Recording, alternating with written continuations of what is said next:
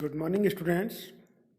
आज जो हम टॉपिक डिस्कस करने जा रहे हैं वो है आर्टिकल ऑफ एसोसिएशन या पार्षद अंतर्नियम भी जिन्हें हम कह सकते हैं। इससे पूर्व के वीडियो में हम पार्षद सीमा नियम मेमोरेंडम ऑफ एसोसिएशन डिस्कस कर चुके हैं। देखा जाए तो पार्षद जो अंतर्नियम है वो भी एक बहुत इंपॉर्टेंट डॉक्यूमेंट्स होता है कंपनी का एक तरीके से। यानी कि जो ऑब्जेक्टिव हमारे जो पार्षद सीमा नियम या एमओए में दिए होते हैं उन ऑब्जेक्ट्स को किस तरीके से पूरा आपको करना है, किस आपके रूल्स आंतरिक नियम क्या होंगे, उन उद्देश्यों को पूरा करने के लिए आपको किस बाउंड्री वाल में रहकर कार्य करना है, वो सारी की सारी चीज़ें आपकी पार्षद जो अंतर्नियम है जो आर्टिकल ऑफ एसोसिएशन हैं उसमें आपके दिए होते हैं। तो सबसे पहले हम इसका मीनिंग डिस्कस करेंगे। पार्षद सीमा नियम यानी कि as per company act 2013 section 2 sub section 5 के अनुसार the article of association of a company as originally framed or as a altered from time to time or applied in pursuance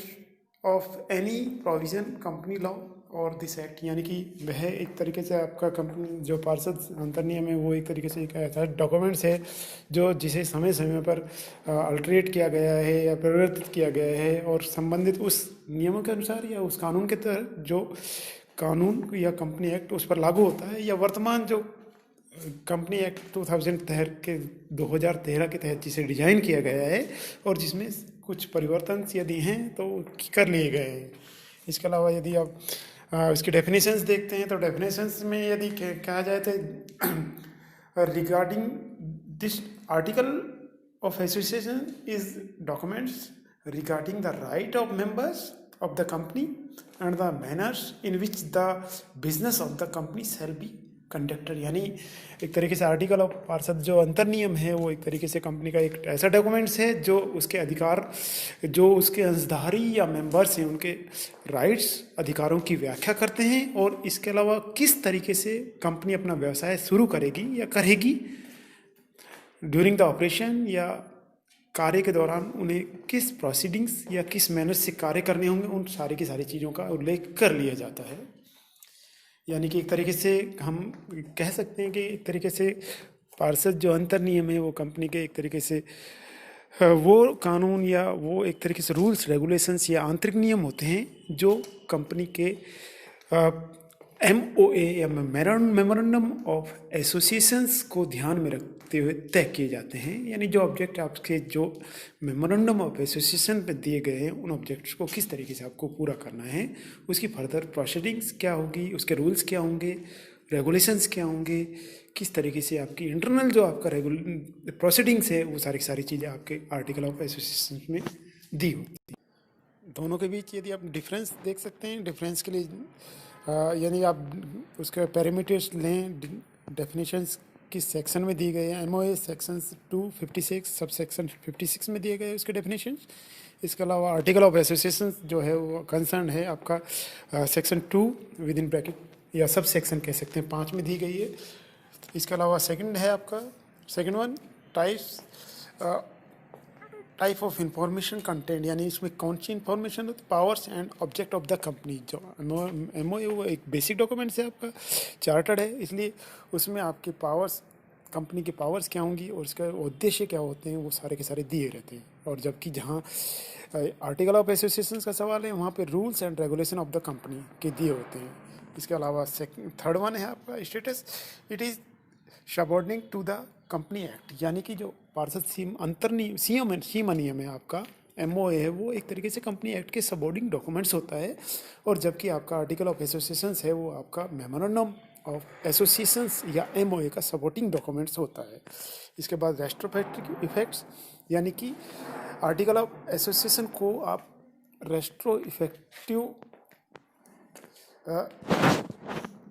यानी आपका जो MOA है उसको आप रेस्ट्रोफेक्टिव लागू नहीं कर सकते हैं, उसको इमीडिएट जिस तात्कालिक डेट में आप अल्ट्रेशन करते हैं उसी डेट से प्रभावी होते हैं। जबकि आपकी जो पार्षद अंतर्नियम है उनको रेस्ट्रोफेक्टिव या पूर्ववर्ती किसी भी डेट से आप उसको अल्टर कर सकते हो। उस तरीके से एक संकल्प या रिजोल्यूशन भी पास करा सकते हैं।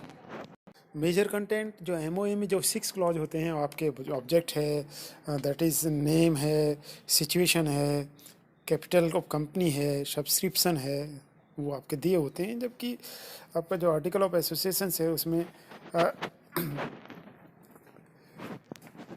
जबकि आपके आर्टिकल ऑफ एसोसिएशन में कंपनी की चॉइस के हिसाब से जो क्या क्या प्रोसीडिंग्स होंगे, क्या क्या कार्य होंगे, क्या क्या फंक्शंस होंगे, वो सारे के सारे दिए होते हैं।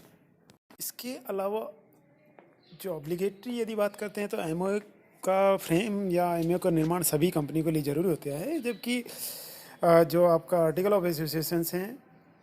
वो यदि चाहे तो जो शेड्यूल अनुसूची जो टेबल टेबल शेड्यूल 1 है उसमें जो मॉड्यूल्स हैं आपके आर्टिकल ऑफ एसोसिएशन के वो एफ से जे तक हैं, उनको ऑप्ट कर सकते हैं। इसके अलावा यदि आप एमओई में आप अल्ट्रेशन की बात करते हैं तो इसके लिए एक स्पेशल रिजोल्यूशंस पास करने के बाद बोर्ड ऑफ डायरेक्टर्स एक मीटिंग्स का एक डिसीजन लेते हैं, उसके बाद उस मीटिंग्स में एक स्पेशल रिजोल्यूशंस पास किया जाता है। और इसके अलावा उसकी अल्ट्रेशन एमओई में अल्ट्रेशन के लिए परमिशन आपकी जो ट्रिब्यूनल है या सेंट्रल गवर्नमेंट है उसके द्वारा यहाँ से लेनी प्रायर अप्रूवल ली जाती है। जबकि आपका alteration of article of association की बात करते हैं तो बोर्ड ऑफ डायरेक्टर्स एक मीटिंग में स्पेशल रेजोल्यूशन पास कर इस तरीके से कैपेबल होता है वो उसमें अल्ट्रेशन करता है। लेकिन जहाँ अल्ट्रेशन की बात है उसमें यदि प्राइवेट कंपनी निजी कंपनी में कन्वर्ट हो रही है या कंपनी निजी कंपनी पब्लिक कंपनी में कन्वर्ट हो रही है तो उस स्थिति में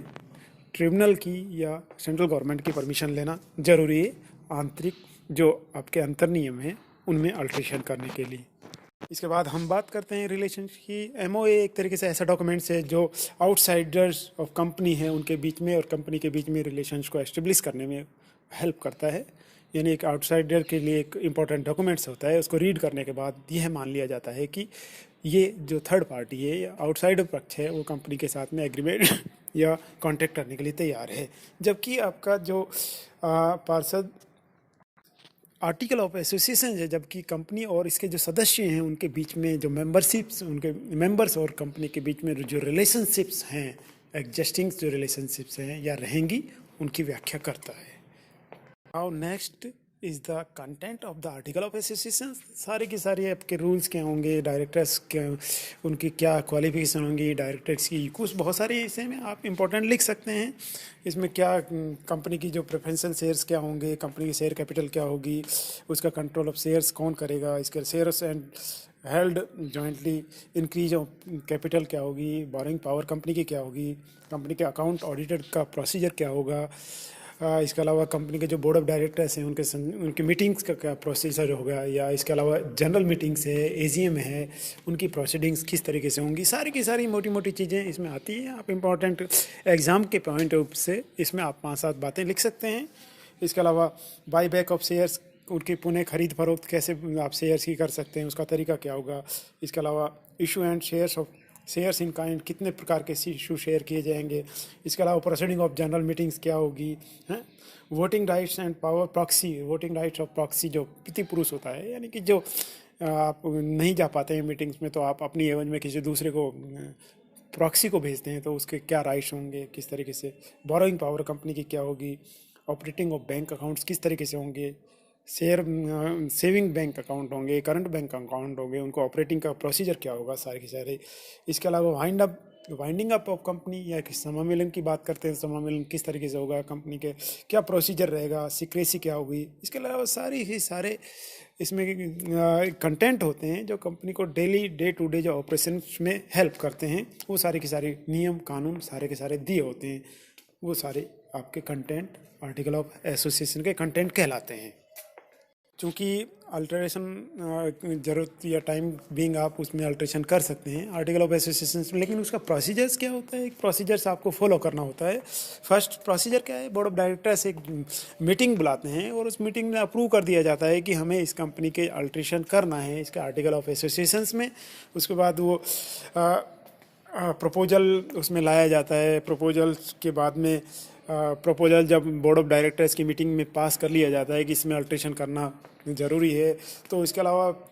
की जो जनरल मीटिंग्स है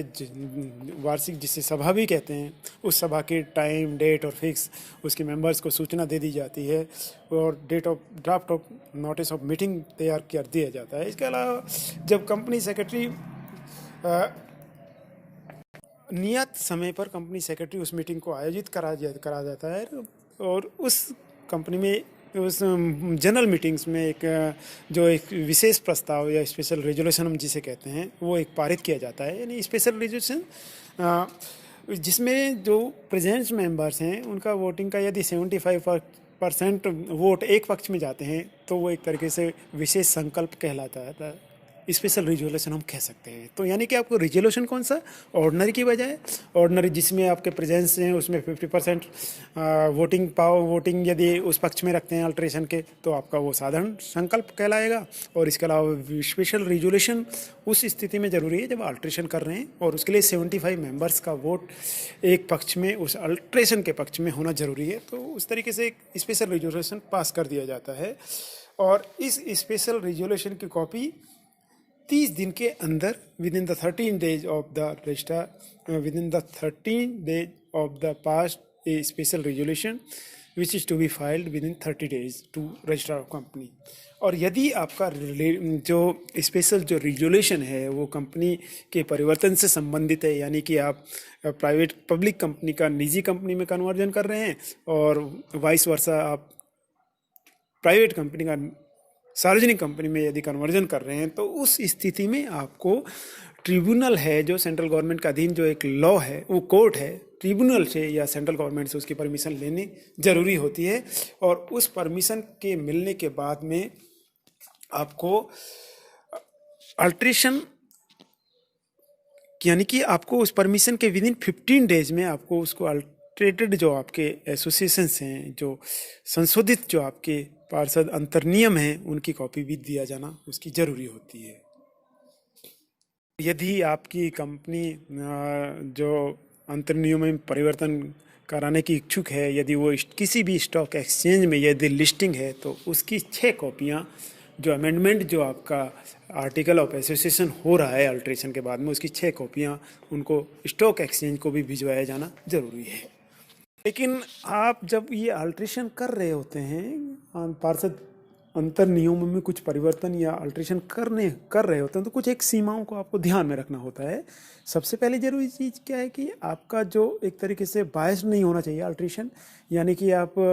मान लो सपोज कीजिए मेजॉरिटी 90% शेयर किसी गिने चुने सेलेक्टिव लोगों के पास में है, 10% अदर्स के पास में है, तो आपका जो माइनॉरिटी जो 10% शेयर होल्डर्स हैं उनके हितों पर कुठाराघात नहीं होना चाहिए। इसके अलावा MOA में जो मेमोरेंडम ऑफ एसोसिएशंस में जो क्लॉजेस दिए गए हैं, कैपिटल क्लॉज है, उस चीज़ को भी एक तरीके से आप सुपरसीड नहीं करें, उसका भी उल्लंघन या वायलेशन नहीं होना चाहिए। इसके अलावा आपकी जो बोर्ड ऑफ डायरेक्टर्स की पावर्स हैं वो विद इन द पावर्स होनी चाहिए MOA में जो दी हुई हैं, यानी कि जो MOA में जो बाउंड्री वाल जो तय कर दी गई हैं उनका वायलेशन किसी भी स्थिति में जब आप पार्षद अंतर्नियम में परिवर्तन या अल्ट्रेशन कर रहे हैं तो उस स्थिति में नहीं होना चाहिए। ये एक इम्पॉर्टेंट चीज़ है। यदि इस तरीके से अल्ट्रेशन करते समय किसी का हित बोरोवर्स का हित डाइवर्ट हुआ है या किसी का दूसरे जो स्टेक होल्डर्स हैं उनके इंटरेस्ट पर यदि कोई कर्टेल हुआ है या उनके हितों पर कुठाराघात हुआ है तो उस स्थिति में एक तरीके से कंपनी के जो आर्टिकल ऑफ एसोसिएशंस में जो अल्ट्रेशन है वो एक एज पर लॉ नहीं होंगे और उसके लिए तरीके से लॉ का वायलेशन माना जाएगा और उसके लिए जो बोर्ड ऑफ डायरेक्टर्स हैं या कंपनी है उसके लिए जिम्मेदार होते हैं। तो सभी को बहुत बहुत धन्यवाद। नेक्स्ट वीडियो में आगे मिलते हैं। Thanks to all.